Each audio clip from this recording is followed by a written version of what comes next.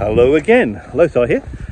This video, and I'm going to do a series of these are kind of the last minute things to think about, and as the season starts, we're only about 3 weeks away, things to not forget, and also some recollections. I'm going to string a few in, video recollections of things over the last 10 years of section hiking before COVID, and 4 years, the last 4 seasons of through hiking on the PCT. I've got loads of little sections of video that I've never strung together. I'm just going to pick out a few of those and just show some of the nice things that happen, but interspersed between the sort of lessons learned and things you've got to think about as the season approaches. I hope this and future videos like that are helpful to you, and a bit of fun as well. It also gives you a taste of some of the beautiful things that you're going to have a chance to see on the PCT. And who knows, if I get a chance to hike this year, might see you on trail. But whatever happens, don't forget to print your permit. My favourite phrase. How you can print it 3 weeks before you start hiking, and up to 3 weeks, and once you start hiking you can't print it. Do not screw that up. Right, let's get started. Okay, so let's kick off. The number one thing I would say to all hikers doing the PCT is relax. You've got to accept the fact that things are going to go wrong. Things are not going to go according to plan every time. I don't know, you might arrive late or something. I don't know, you can't get, the hitch is taking forever. The bus might be cancelled or something. Anything. You've just got to accept the fact there are going to be things out of your control. And the question is, how are you going to react to it? Relax. Okay? If you have any issues where you literally feel as though you're completely stuck, reach out to Trail Angels on the Facebook pages. There are a lot of them there. They've all done it before. Well, I won't say all of them, but a lot of us have done the hike before. We've been through the trials and tribulations before. We know what are common issues that hikers can face. Don't worry, just relax. Now, when you get to Cleef, you're going to get a nice sort of briefing, really good. Now, the thing I would say on the first couple of days, and we see it commonly, is at Lake Morena. You see people arriving and they're shattered. Maybe it's been a really hot day in the desert. I don't know, maybe they cut it a bit fine on their water.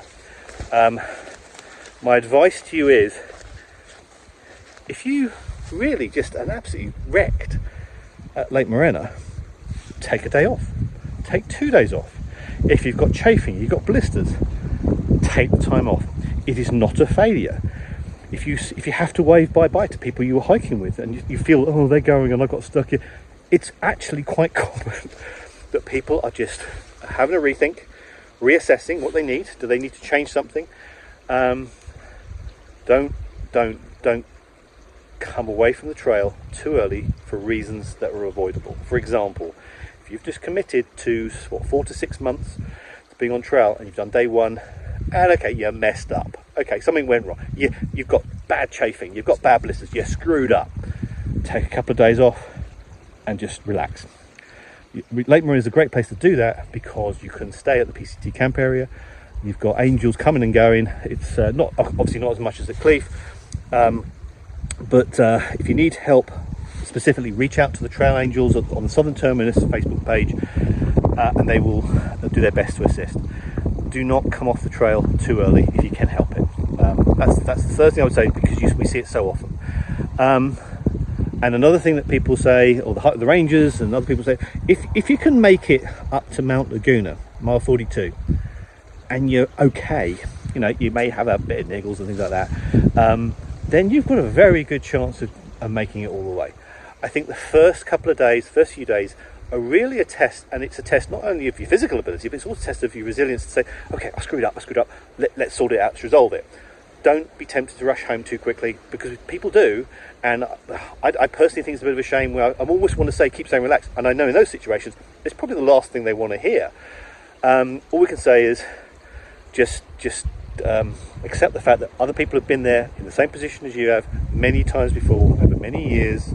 Don't lose your chance of the PCT for reasons where you think you're screwed up, but you can easily solve it over the next couple of days.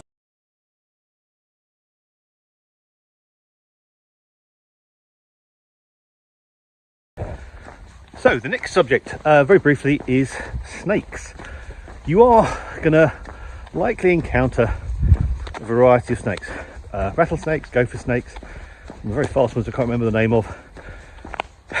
The thing is that the likelihood of getting bitten is extremely rare, and I think the likelihood of seeing one is uncommon. It can happen. I regularly see maybe 2 or 3 on a through hike. Most I've ever seen on one is 6. They leave you alone as long as they got a way out. Don't play with them. Just wait for them to move on. If you see them across the trail, they sometimes they bake themselves on the trail for some. Just warm up. If you just want to find more information, the best site I've found is this National Snakebite Support Group, and it's actually a Facebook group that's manned by basically doctors that regularly treat rattlesnake bites and other forms of snakes, and they're very, very good because they say, look, there's lots of misinformation around, like, I don't know, the baby snakes can't control their venom, or they're more dangerous. They kind of debunk a lot of the myths, and they actually say that even some of the information on some of the big sites, like the National Health, like the NIH, I think like this, there is some that even some of that information is slightly out of date, and there's more evolving ways of thinking on how to treat snake bites. And that's why this site is particularly good, because it's live. It's literally people post what happened to them, and then the doctors are the only ones that are allowed to comment. Everyone else has to just sit back and watch, which is fair enough, which is good. So all speculation is removed, and I think if you just want to learn more and maybe allay your concerns a little bit, like if it ever happened, what would you do? It's a great site to look at, and just look at the discussions that go on in there. So yeah. Now, with that in mind, seeing snakes on trail is a privilege, because I saw a gopher snake on my last through hike up Mission Creek. Now, Mission Creek is one of those places on trail just after San Jacinto, I'll post the mileage, where there's been a big washout, big storm, and the trail was washed out. And it is very tough going up there, because 1, it's exposed, and 2, the trail is just not visible, but you can get up there. And I'll post a photograph from past years which I took where before the storm and then after the storm, and you can see kind of also infer the level of devastation that was wreaked upon that section by a very bad storm. Now, I was coming up the trail and I just saw this gopher snake sort of amble across the trail in front of me. And then he went, because it was so hot, he or she stuck his head in the water and literally gulped water, which I'd never seen a snake do before. And then he did something I wasn't actually expecting. And here's the video.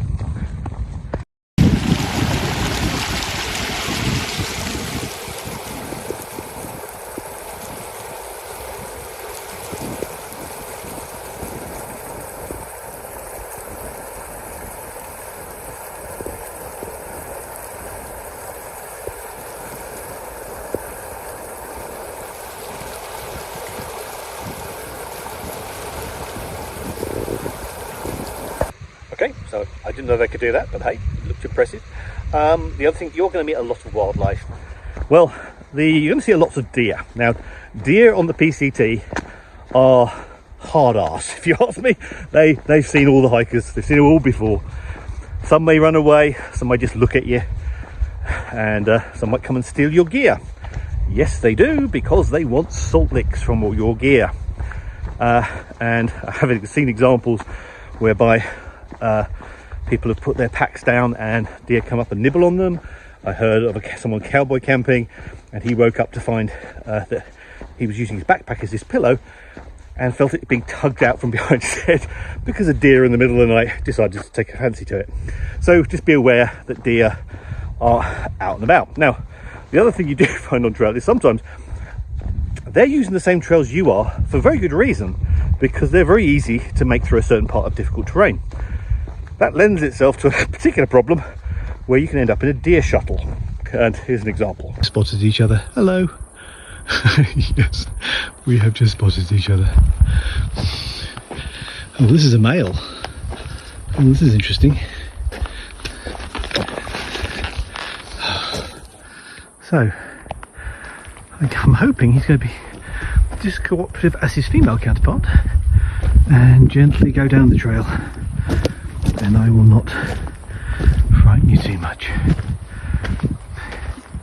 Hello. You don't really want to go, and I would like to go faster, but I don't want to disturb you. So, tricky. So this is Bob the deer, the male deer. He's got his little antlers. Oh, how bizarre. Oh, dear, dear.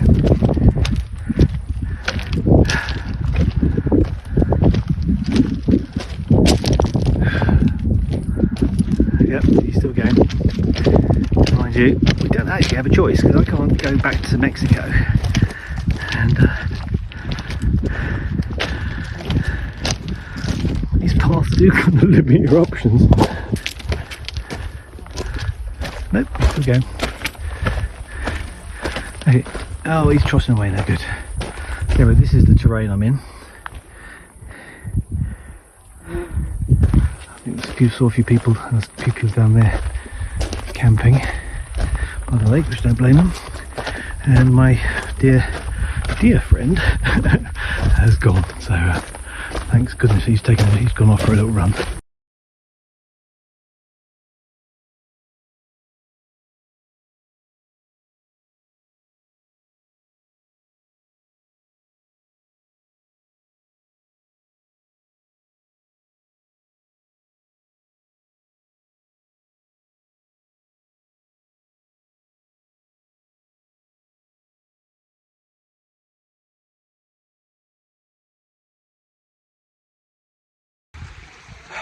Now, you're probably packing your stuff and testing pack weight.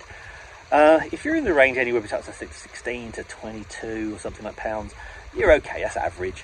If you're going very ultralight, uber light, 10 pounds, 12 pounds, good luck to you. I've tried that, I can't make it work and be comfortable on trail for long periods, but if it works for you, that's great.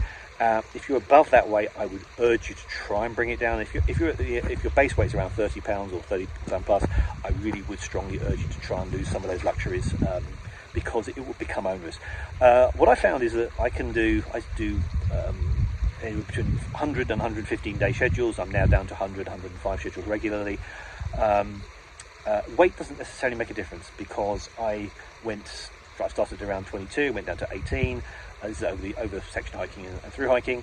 I then went down to a 10. I got to 9 at one point, but I didn't enjoy it because I needed extra comforts to basically give me good sleep at night. So I was foregoing some of the comforts, and I drifted back to 18. So I did a sub 100 last year, carrying 18 pound base weight. So it's not all about, you've got to be super lightweight to go fast. It's all about comfort. If you get a good night's sleep and you're carrying enough to get a good night's sleep, and you have those comforts that make you feel comfortable on trail, then you can do fast times if you want. You can amble along and do 150, 200 day schedules, whatever you like.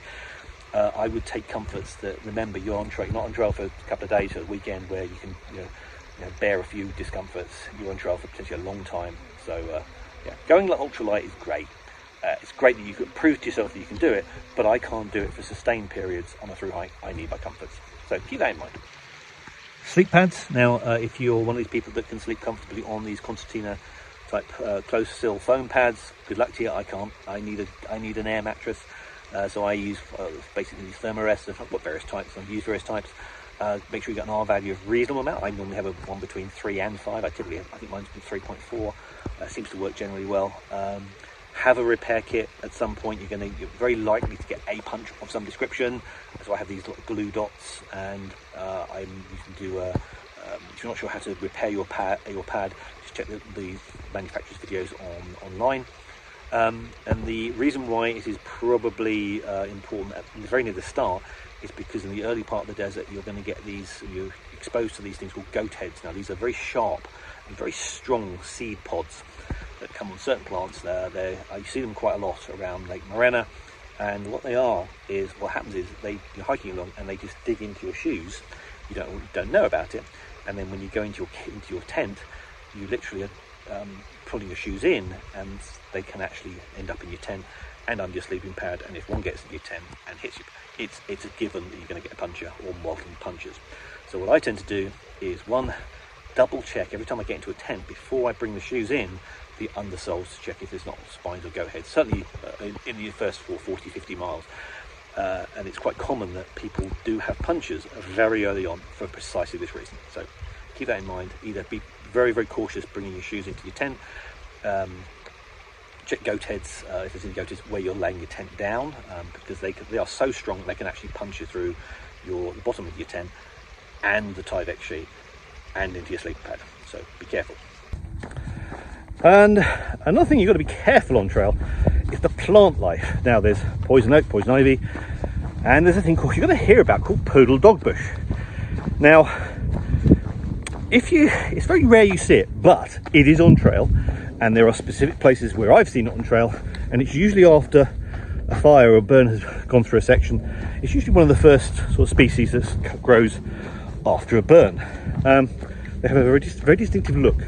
Now what is frustrating is when you try and find information is that they'll show this beautiful flowering plant. A lot of the time when you encounter it in the season, it's not flowering. It has an irritant in the, I think they're called flying hairs or something, where it has the same reaction or similar reaction to like poison oak. It's just a skin irritant, and you want to do everything possible to stay away from it. Simple as that. And one thing to keep in mind, certainly as for people starting from Campo, is that the first logical stop, well not logical but favourite stop that people seem to take, is camping at Hauser Creek. The downside of that is that there is poison oak down there, and every year we see a couple of people every so often suffering from the effects of it, because they've basically done their business, obviously dug a cat hole, but it's probably near a patch of poison oak. So be careful down at Hauser Creek, and it just happens to be the first night. Stay away from the poison oak.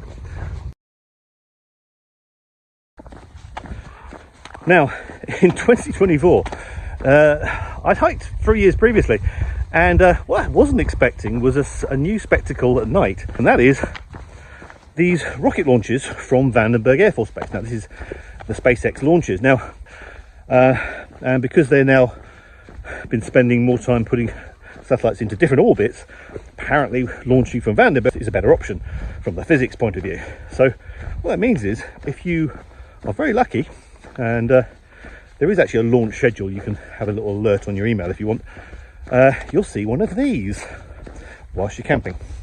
Kind of looks like it's coming this way. Yeah, look at that. Isn't that one of the boosters? What's that thing that's glowing below? Is that one of the boosters? Yeah.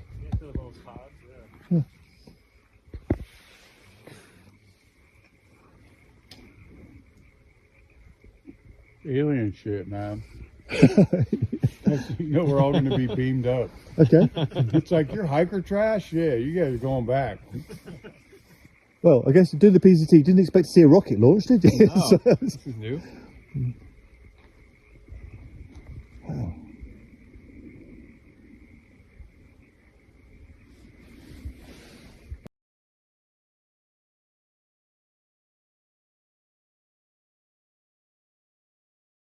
See the trailing one? It's going to come back down. There's two of them, and they're going to land on a ship. Let me call you back. That was a funny airplane. Yeah, like that didn't look so weird.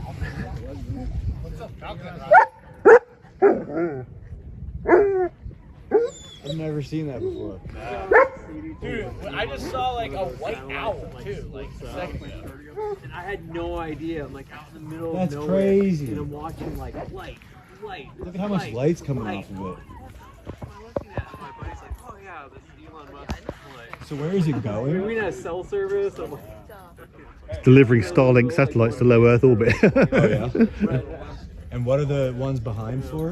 they're Those just are the booster rockets that helped it lift off, and they're going to go back down and land on a barge in the ocean. the last time we were here, this happened about 2 weeks ago. You saw that one of those ignite just before it went below the horizon. What's a Falcon rocket? A Starlink, delivering Starlink. Elon Musk. Yeah. No, this one's coming. If we're lucky, we'll see that light before it goes down below that hill. It lit last time about 2 weeks ago. We had the same thing. We just caught it, see the ignition just before it went below the horizon. So as that comes back down, we might see that glow orange. So that's what I'm hoping to catch this time. That is incredible. So just keep watching that dot and hope you might see it glow orange.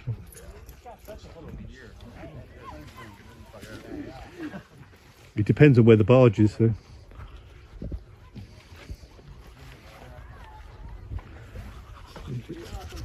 I've never seen anything like that. I went out to Vandenberg this summer and watched one up close.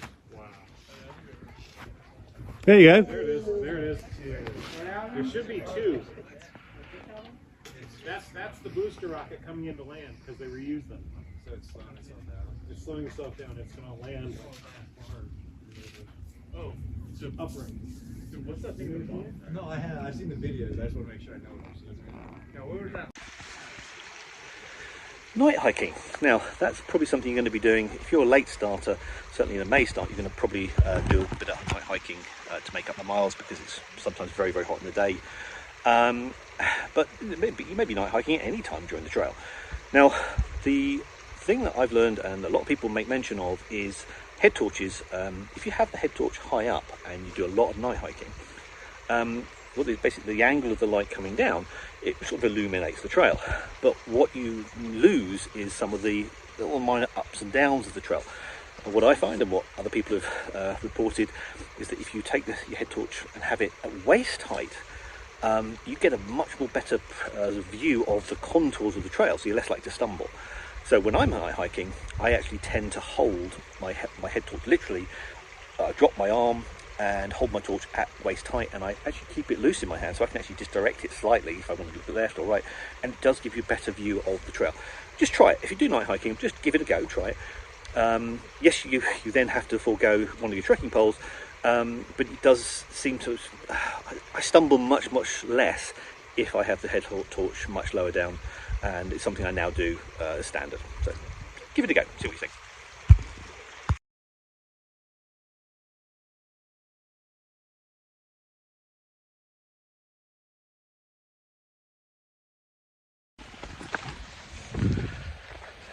Now, another form of wildlife you probably don't want to meet are skunks, and they're normally obviously around at night. We managed to catch one using one of my night cameras, and also you see foxes, night foxes as well.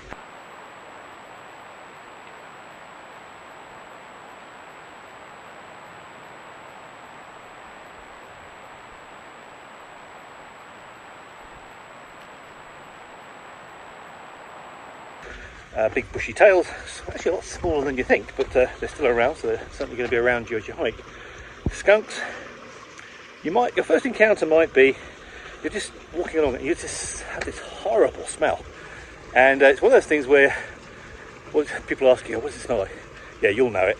It is so pungent, and basically just be aware it might just be something that maybe they're scent marking or something like that, but they're around, and sometimes you might wake up at night and there's this rancid, horrible smell, and it's just if they walk past. So just be prepared for that, but stay away. And the other thing you might hear, certainly on bird life at night, are the owls. Now, this particular one was at Lake Morena. If you're in any doubt about what they sound like at night, certainly if they're calling between themselves, it sounds like literally some murders going on at night. It's such a almost a very, very distinctive cry, but it keeps you up at night. And then I came out at night only to discover this guy was just above my tent. Okay, next one, water filters. Now, I did a separate video on water filters, and I made mention of just be very careful in the mountain areas when you're filtering, because some of the water sources may be very big, but they also may be very, very silty. And I showed an example in this next video, very short, of one tributary. Basically it was feeding into the main river, which was beautifully clear, and then probably 200 yards down it rejoined the main river, which was the opposite. It just shows maybe just an example of why you might want to be a bit picky where you take your water from before you filter it. Okay, take a look. Okay, we're at the McLeod River Junction. This is one of the tributaries coming in, and you can see the clarity of the water. So I managed to get my water from here. So I'm now going to show you what the McLeod River looks like. Okay, so this is now the McLeod River, And this is probably the reason why you don't want to take water when it's in this situation. You can see all the sediment, very fine sediment, it's milky, even right up to the edges there. Yeah, one surefire way to destroy a filter, or at least be backlasting for quite a while. It's still beautiful, but not ideal for filtering. Another thing that you'll hear people say is, oh, you don't need to filter water. Pristine mountain spring. Yeah, okay, let's go through this. I filter everything. I filter everything at campgrounds even, despite what the rangers say. Why? Because I've been around some of these campgrounds where everything's fine, and then you'll hear a report, oh, there's an E. coli outbreak, or there's a high debris detection, because they do periodic water checks. I just filter everything. 99% of the time, it'll be fine. But when you have a 1% and it really gives you something you really don't want, that's happened to me early in my hiking career. Yeah, I filter everything. It's one of those things where once until it happens to you, and then you realise how bad it can be if you have a waterborne illness, then you just filter everything, and it doesn't take that much time. The other thing to keep in mind is that if you are in pristine mountain areas, animal life congregate around water sources. They do also tend to congregate around water crossings.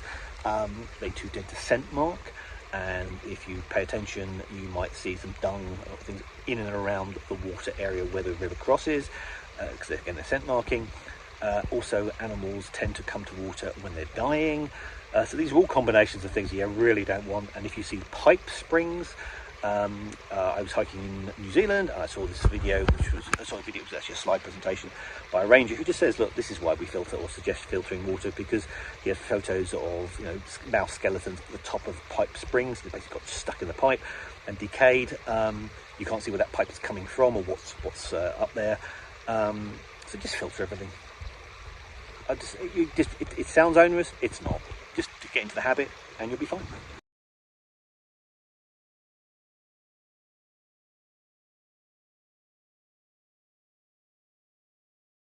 Now, there are a couple of times in previous years where experts and trail angels have kind of, I wouldn't say messed up, but misled unintentionally hikers. Now, there was one instance a few years ago where a trail expert in a Facebook group, made a comment about how much water they needed from Campo to Lake Morena. Now, on that occasion, they said 2 litres.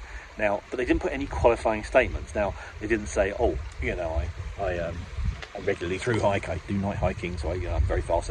They put no qualifying statements at all. They said, oh, I'll do it 2 litres. Now, it just happens that year, it was a very hot year, houses wasn't flowing, and unfortunately, some people took that literally, and even on the day I hiked, I ended up giving up half my water to someone who, when I got to them and said, oh, they asked me, do I have any spare water? They told me they had 2 litres. I said, why? And they said, well, someone online said that. Now, that probably was done unintentionally. Listen to the people at Cleef. Don't listen to necessarily the online experts. The people on the ground are better informed about the water sources and status. Another similar thing happened, and again, this was a trail angel, and again, it was unintentional. But they were giving lifts back to, I think, hiker at Scissors Crossing. Now, climbing out Scissors Crossing is a very steep climb, and then you've got a 14-mile up to what's called Third Gate Water Cache. And the advice they was giving hikers was, oh, they can do it in 2 litres. I've done it 4 times. I'm an ex-trail runner. I would never advise people to do 2 litres out of Scissors Crossing unless it's night hiking and you're really, really fit. I wouldn't do that because it's a very steep climb up. And then you've got a long exposed section all the way up to Third Gate Water Cache. It can be brutally hot, and if you're going to dry camp at the top, you still need extra water. So again, be careful when people say, oh, you have very low values of the water, particularly from Campo to Lake Morena, and particularly out of Scissors Crossing.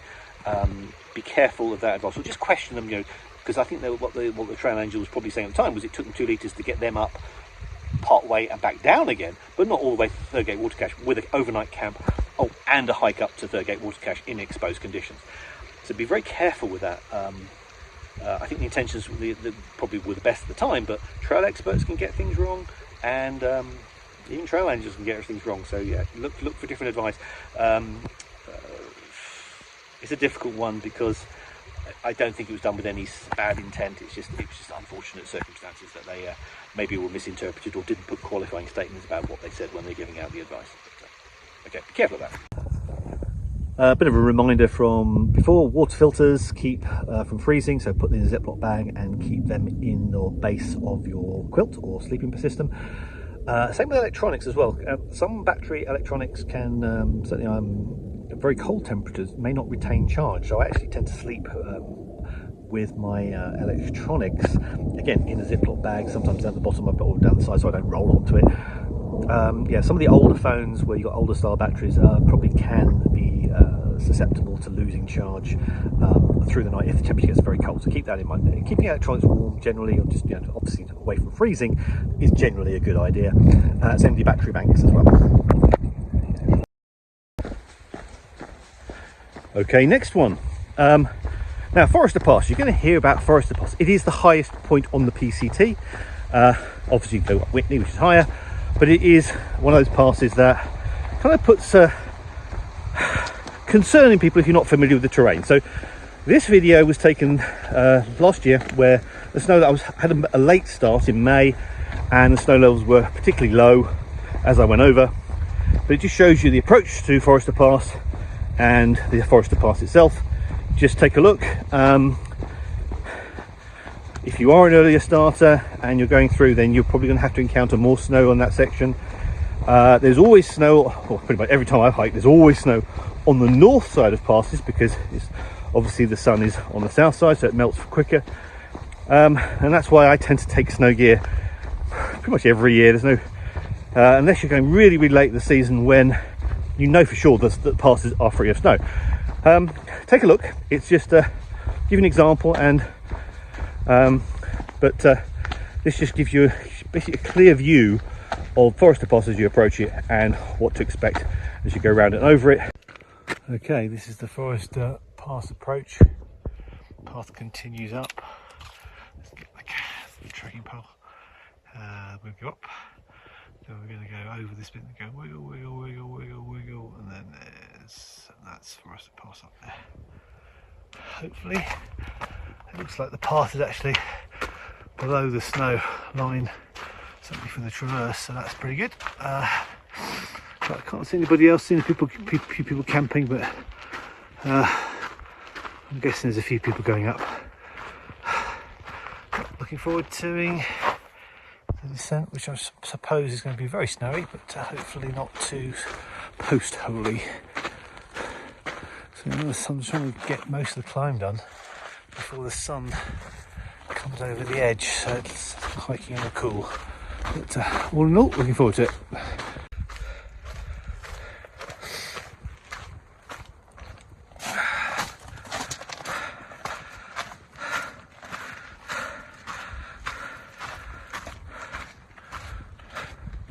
Oh, it looks pretty clear. Okay.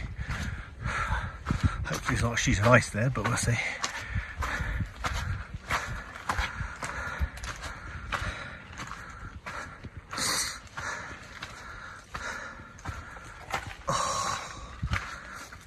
Oh, my legs. Oh, that's fine, clear.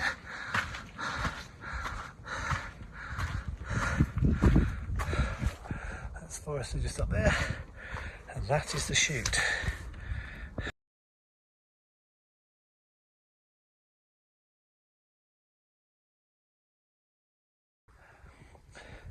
Hi there, I'm going for a two-for today. I did the Forester Pass very early this morning, and I'm actually trying to do Glen Pass as well, which is up there. But there's some beautiful views. I'm just going to swing the camera around. It's beautiful tarn, frozen lake. And you sort of this bowl. And then basically go round and up, and Glen Pass is up there somewhere. But things are going tiring, but it's only 1:20 in the afternoon, so yes, whilst I'm going to have a bit of a troublesome descent with all the snow, I'm guessing, on the north side. Oh, the other thing is, I don't know, if you're out and about, either in the Sierra or even actually Hauser Creek, the first major climb, I tend to sort of have lots of snacks handy, so I've got little zip pockets on my belts, and I've got a fanny pack as well, and that's my snack dispenser, shall we say. So one thing I do, certainly to go through the Sierra anyway, is if I've got lots of switchbacks back and forth, I have a pack of M&Ms or Skittles, and you know, basically as I steadily going up, I try and do slow and steady. I don't sort of do what I call Duracell bunny, going rush up and then rest, then rush up and then rest. I can't do that. I tend to do slow and steady.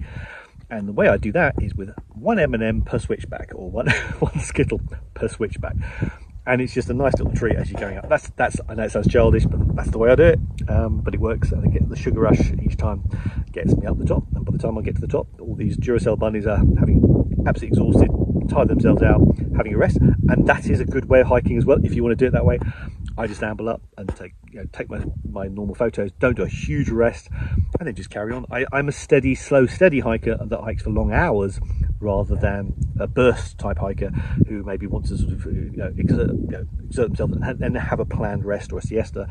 Different styles of hiking, hike your own hike, but I do find the Skittle M&M solution works well for me.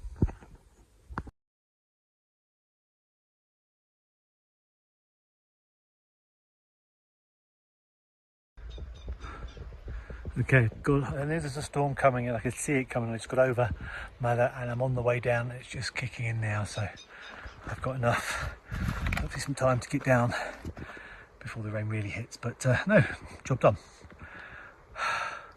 Somewhere up there is Bishop's Pass, which I've got to get over tomorrow. All right, see you soon. In case you're wondering what a storm in the Sierra looks like, I am huddled under a nice rock overhang. A little bit hailstones. Yeah, that's not going to treat someone's tent too well. I remember I was up in Washington. Look at this. I had a hailstorm like this, but they were much bigger, about 4 times the size, and they were ripping holes in my tent. So this is me. I'm in a rock overhang. I'm just using the umbrella to sort of take the edge off any sort of drips and everything, but most of the stuff is staying dry. So I'm going to ride this out. I'm glad I don't have my tent in this, because this actually could do some damage. Just going to spin the camera around again. It's almost like snow now.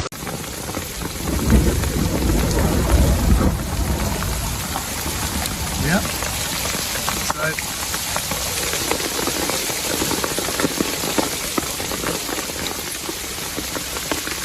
oh well. Keeps you awake. Right, I'm going to sort of ride this out, about the worst of it. When it turns to rain, then I'm just going to set up the tent, but not in hail. This is pretty bad, and I'm glad I got this rock overhang to protect me, and not have to put on my tent. Well, that's the aftermath of it. The storm has moved on. Everything's dripping. Oh, flash of lightning again. Yeah, moved away. There you go. Okay, sketchiest river crossing so far. Came across, had to really lean into it.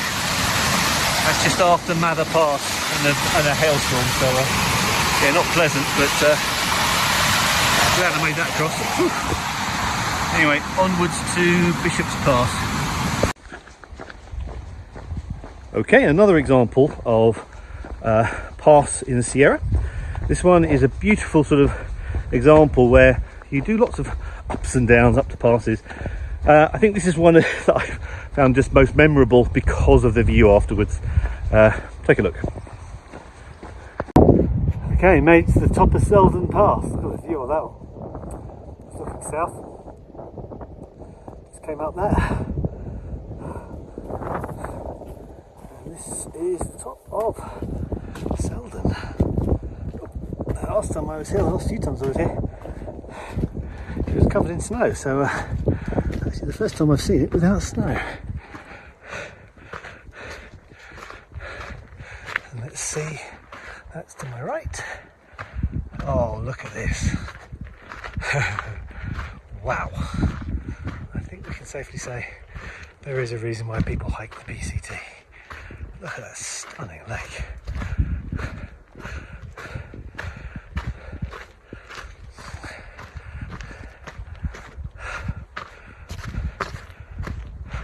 Wow, wow, wow.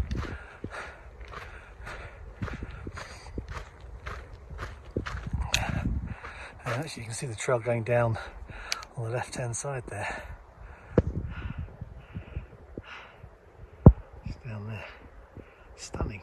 Yeah, we've got a downhill, nice downhill now to the next couple of passes. So I think the work of the day is done.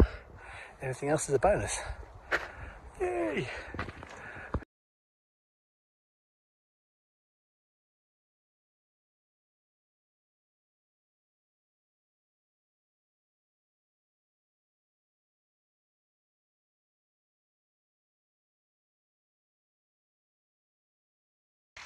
Side trails and alternates. Now on the PCT you'll see, if you're sitting on the far out you'll see these blue lines and you're thinking, what are they? Some of them are water sources to water sources, but some of them are also side trails and alternates to maybe, you know, cut off a bit of a section of the trail. It's literally an alternate part of the trail. It might just be a route down to a particular junction. So take a look and just as you're hiking along, just look at the and consider, you know, how useful some of those might be to you. And there are some beautiful side trails, but there are some notable ones that you will not miss because you'd be daft if you did. The first one is Crater Lake. Now Crater Lake in Oregon is not on the PCT. It is an alternate, and I've never actually hiked the PCT road. I always do Crater Lake, which is a blue alternate. Same thing at Tunnel Falls, up just before Cascade Locks. Again, you basically take a trail down just before Cascade Locks and you see Tunnel Falls. Now 3 times out of 4 I've done the Tunnel Falls, and 1 time I actually did the PCT itself, and yeah, it's not exciting. Do the Tunnel Falls. Just do Tunnel Falls.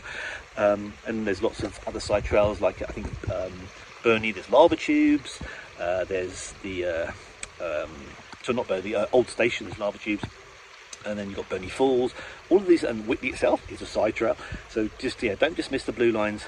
And I try and hike as many of the alternates as I can and mix and match my hike every time I do it, so it's different every time. So take a look.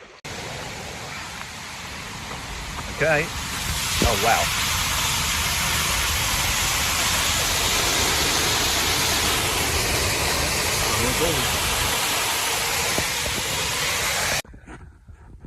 Hello again. Right, one thing I would also emphasize is camp selection, where you're basically going to camp for a night. There are going to be so many different types of terrain you're going to have to camp on. First one is obviously check for deadfalls and things like that, and also if you're in certainly in forest areas, pine cones. You may be going to be seeing on the largest and heaviest pine cones you've ever seen in your life. Now you imagine one of those hitting your tent or on your head. Yeah, don't want to be camping under any of those. Keep that in mind. Obviously you want somewhere to be reasonably near water if you can, but it's not a disaster if you may be dry camping. Obviously not too windy, somewhere whereby you've got some shelter, but also you're not at risk of flooding, like flood risk or anything like that. You're not going to camp in a riverbed. You're not going to camp in places where there's lots of critters. Obviously check the ground. You know, you're not camping on an ant's nest and things like that. There are lots of very simple cross checks. Now I did a separate video there and I'll post a link here. This is from last year. But the things that I think most are just checking above if anything going to fall over. Obviously don't try and camp on the trail. Now I know some people who very last minute, they leave it till the very last minute and late at night and then literally just camp on the trail. Please don't do that if you're unless you're starting very early and sleeping very, very late. But in general, there are lots of places to camp. I would avoid those places where you're overlapping with day hikers, sort of not day hikers, but weekend hikers, because they're the campsites that normally have a lot more critters to deal with. And also, if you want to reduce or potentially reduce the chance of critter encounters, is maybe cook your food and then hike on a bit further, which is what I do certainly on a lot of the times, and then camp, and then that basically keeps your food layout and your debris, if you like crumbs and stuff, to a minimum where you're camping. Now I appreciate not that a lot of people want to do that, but if you're going to camp and cook at the same place, then just be careful with your food. Don't leave it lying in your tent. If you I double bag stuff and then put it in my backpack as well, so if there's a chance of smells, at least it's reduced. And I have in 10 years of section hiking and 4 through hikes, never actually had a critter bite it going into my tent or anything like that, or even try to. But I am very methodically careful about how I store my food, and as I said, maybe cook or eat before I actually camp. So keep that in mind. People might obviously got to carry a bear can in certain locations. That's please don't bend those rules or try and go for a very small bear can, which just satisfies the rules but doesn't allow you to pack all your food. And also some people might use sacks in certain places, and these are like these very tough critter proof bags. Now you can't, they're not a replacement for bear cans, but they can be used in certain areas. So again, if you want to leave your food outside or hang it, that's another way of just maybe keeping the critter encounters down to a minimum. Right, another thing is if you have a single wall tent, you are very likely to have to do what's called condensation management. So where you have a very cold night or a combination of humidity or a cold night, you can, through the course of the single skin tent, the basically fabric getting cold and your breath on the inside being warm, it can condense on the inside, form droplets and then drop down, and you get condensation inside the tent. It can also happen during rainstorms as well, quite heavily, so you can get heavy amounts of condensation. Now the way you combat that in a single skin tent is you create airflow. Now sometimes you can raise the tent a bit higher, get some airflow, or you can have a door open or multiple doors open to give yourself some airflow. Now as a result of that, if you're doing that say in the mountains like Sierra, you're going to be a bit colder, and that is why I primarily, if I use a single skin tent, I have a quilt that's actually a 10 Fahrenheit quilt, because I know there are going to be certain circumstances where I need to maybe slightly open my tent, get a bit colder, and that's why I go for a 10 degree rather than a 20 degree. Now if you've gone a bit lower, it also gives you, the quilt, it also allows you to adjust it, so if it's hot you can just open the quilt up, have it as a blanket, or you can, if it's really cold, you can sort of cinch it up and get the full benefit. So if you're going to go for a single wall and you're trying to fight condensation, that is why, and I've mentioned this in my previous videos, I go for a 10 degree Fahrenheit quilt, just on the anticipation that I have to deal with that, and I've done that for the last 4 seasons and it works fine. And yes, I deal with condensation, and if people say, oh, I'm fed up with condensation, you know, I'm going to go back to a double wall tent, 2 skin tent, it's just not happening. Maybe they don't like the fact they have to manage it that way, or they just haven't figured out how to manage it. Single skin tents can work, but you do have to accept the fact that you're going to be slightly colder in certain circumstances, and then accommodate your sleep system to prepare for that. All right. Okay, early campgrounds. There are a number of registered campgrounds in probably at least the first 100 miles where fees do apply. So even though you've got a PCTA thru-hiking permit that allows you to disperse camp, when you stay in the registered campgrounds, which a lot of times is actually very convenient and easy to do, there's still fees that apply. So currently, and they may be going up this year, I'm not sure when the prices are reviewed, but Lake Morena, you can go, basically as you arrive into Lake Morena from along the trail, there is a sign that shows you where the PCT hiker area is, and there you can camp for $5 a night. But the main campground has much higher rates and plug-in stations, and those are for campers that have vehicles, and they charge a lot higher. So be careful not to just waltz into some of those high-value sites. You might be tempted to use some of the plugs to recharge your stuff. Don't be surprised if a ranger comes along and tells you off for doing that if you haven't paid for the site. You can recharge at the malt shop in Lake Morena, and you can also recharge. There is places around the campground. There's one that power plugs it in the toilets, and there's one by one of the gazebos. But in general, it's probably easier just to go up to the malt shop and charge there. You also might be lucky that local angels who are probably helping out have charging blocks, either out of their vans or out of their caravans, or they may be on a powered site that can then recharge things for you, but just ask. When you're looking at the fees, say there's other campgrounds you may arrive, and because the PCT arrives in the campground at not necessarily by the road or the main entrance, you may not see the pay station, so you have to actually hike to the start of the campground, the entrance of the campground, and that's where the most pay stations are located. How carry some cash? These are all paid sites, so remember, you can't just camp for free everywhere. The other thing I would say is that if you do arrive at a campsite and there's a power block and someone's plugged in, say for example their RV, what you don't do, which some hikers have done in the past, is unplug someone's RV and plug in their stuff so they can recharge their devices. Yeah, you've just switched off their fridge and all their electronics, so well done. I didn't believe it, but I was told by a camp host who is fed up with it happening. So please, please, please respect. If there's power sources being used, they're not automatically yours free to use. So please ask before you do anything like that. Now, if you are basically leaving from Campo and you get to Lake Morena and you start thinking, oh, I've got so much gear, I want to drop some stuff, then there are hiker boxes available. Now, for example, in Lake Morena, which happens to be the first one, there is in the hiker area, there's a plastic box which is basically you can do the daily drops of stuff in there. The main hiker box at Lake Morena is actually at the ranger station because so much stuff is dropped. What they do is have to daily shuttle it up to the ranger station from the PCT camp area. So if you're looking for something specific from the hiker box, obviously check the day box, but also then hike up, or it's only about 5-minute hike up to the ranger station and ask to see the main hiker box and see if there's anything you need from there.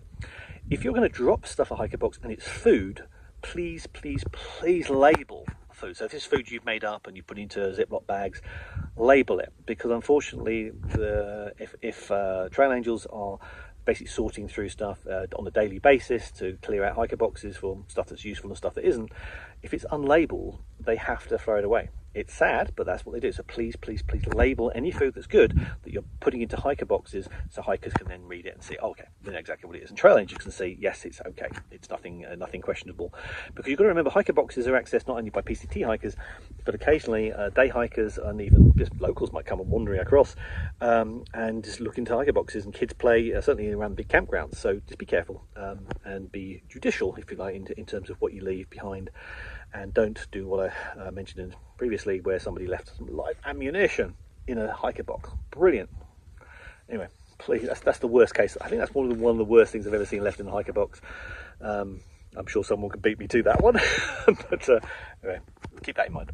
Right, there are two things that you're going to do that you don't want to do, but you're going to do. One, you're going to fall flat on your face at least once. You're going to face plant. And that normally occurs for me when I get to Oregon, where you're in the forest and they've got these lots of tiny little roots that you just can't see. Might be early morning, it's in the shade. And these are roots that not only just trip you up, but they actually grab your foot in such a way that you actually can't stumble to stop them. And you literally go from standing up to full face plant. That has happened to me multiple times. You just have to be prepared for it. And I tend to pull my arms in and hopefully not get injured.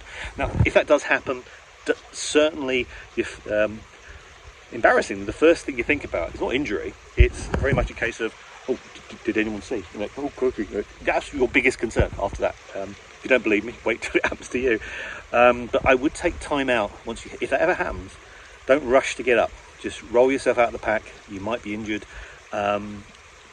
Check that nothing's fallen out of your pack. Really do a good check. I've got things that have literally flown out of my pack, or because I've got side pockets that have mesh pockets. Double check for injury. If you're not sure, and if someone's around you, your hiker person, just ask them, can you see any cuts or anything like that? The reason I say that is because last year, it happened to me, and I did face plant. A couple of girls were behind, and they saw me for a face plant, and I was more embarrassed than anything else. And I said, oh, I'm fine. I said that too quickly, because what happened, they sort of said, oh, okay, and they moved on. And then I found out probably about half a mile later that I thought I was sweating, but no, I had this massive gash down my side of my head, and literally blood was pouring down here, and it took a while just for the blood to start flowing. Get someone to check you, or check yourself if you have a fall like that. The adrenaline kicks in. You really need to stop yourself and go, no, I need to double check I haven't got injury. Right. The other thing is that are you going to, how can we put this, poop your pants? Yeah, you are. It's very likely. If you see these sports athletes occasionally if they're doing marathons and things like that, they might need to take a toilet break. You are going through phases where you're going to be dehydrated, eating food, or really pushing yourself to the limit. And at some point, it's highly likely you might accidentally poop yourself. And it is very humbling when it happens.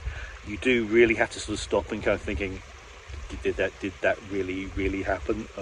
No, it couldn't have been, no. And then you sort of move on a bit further, you're thinking, oh no, it did. You have to discreetly get off trail, obviously pack out all the rubbish that goes with it. But yeah, just be prepared for it. It happens for everyone. Now, obviously, one of the things you've got to get used to is pooping in the woods. and obviously there's the leave no trace rules, guidelines. Please follow them. It does make a difference when you hike on trail regularly. So bury your poop and pack out using Ziploc bags your dirty toilet paper or wipes of any kind. Do not bury anything other than your poop. Now, some people might choose these bidets. These are things you fit on your water bottle. Now, I've tried them. I just find them awkward. I still need to use some sort of tissues afterwards. So I personally don't use them. I'd say give them a try and see if they work for you. But again, anything other than poop, pack out. Okay. Now, the other thing you might hear are you can use like moss and things like that. Yeah, good luck with that. I don't bother. I just use toilet paper and pack it out. Okay. Speak to you soon.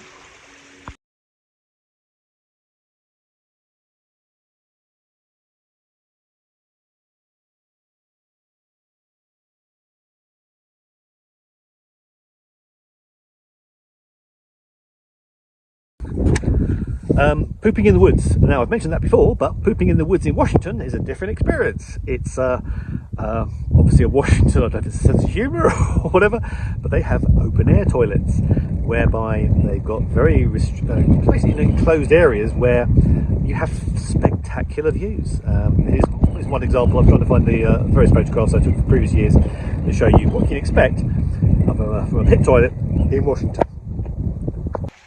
Another thing to do with leave no trace is things you see regularly on trail, and I hate it, is you come to a fire pit. Now, it might be where someone has had a fire in the past, or it might even be a campground fire pit, and people leave trash in those fire pits on this insane assumption that somebody's at some point in the future will come along and burn it. Yeah, but the animal life is going to get there first. So please do not leave trash and rubbish in fire pits. Pack it all out.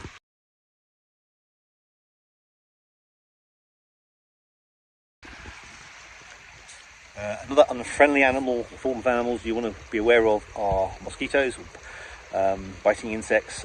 You might want to be treating some of your gear with permethrin, which is this, you can pre-treat it by washing it. I tend to pre-treat my tent netting. You don't need to treat the whole tent, but just the bug netting. And also I treat some of my outer clothing. It can get very bad in Oregon, but in general I tend to there's two ways you can do this. You can do this by the barrier method, whereby you just cover yourself and have a head net, but then the rest of your body is covered, or the chemical method, where you use wipes or sprays to cover any exposed skin. I tend to do a bit of both. I tend to keep my top covered, and if I'm wearing shorts, then I have a bug wipe. There's bug wipes that I can use just for my exposed areas, the lower limbs and maybe the tops of my hands. But in general, you might see some people doing the full hazmats where they literally have a full body bug net. Now, I think those are people who are obviously very sensitive to bug bites. But yeah, I think it's when you see a sort of a mass of mosquitoes, literally you're camping and you see the other side of your bug netting, they can be quite aggressive. So yeah, it's worth treating if you've got time to do that, or part of the way on the trail as you go up, maybe at a gear store, buy some permethrin and treat your bug netting. Okay. Another form of wildlife that's worth sort of trying to keep an eye out for are birds that a lot of bird watchers, or in England we call twitchers, want to see, because you're going to have a chance to see birds that are on their absolute bucket list to see, and you're probably going to see them before they do. So one in particular is called the mountain quail. Has a very distinctive chirping sound, and I've been very lucky enough to meet them multiple times on trail, and when I show the videos to some of these bird watchers, they're very excited. Oh, where did you see this? Where did you see this? And you might be able to see them before they do, which is quite fun. But yeah, here's some examples. If you see one of these, apparently this is high on bucket list of most bird watchers. Take a look.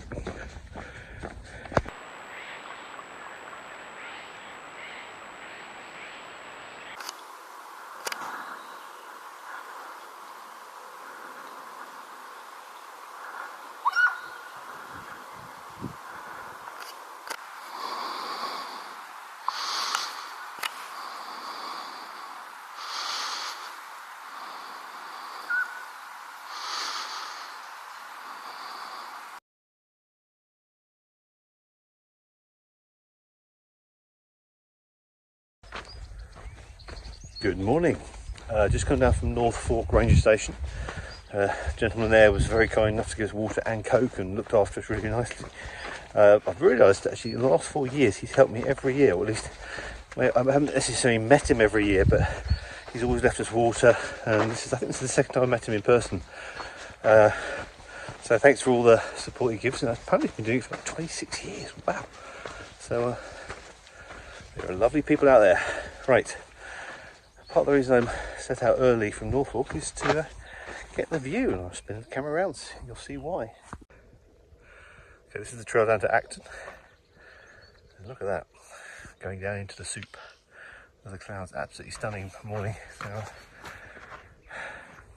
and that's looking back up Norfolk, and we came down from there, heading to Acton, hopefully get some food, and then on to Aquadulce later today, maybe a bit further in camp, have a short day. But absolutely stunning morning. Okay, I hope that first collection, yeah, sorry, it jumps around a bit, but I've just been going through some of my old videos and photos over the years. I just sort of string that first set together, and I found I actually got loads of them, so I'm probably going to do a couple of videos like this. Hope they're fun and entertaining and useful as well. Speak to you soon.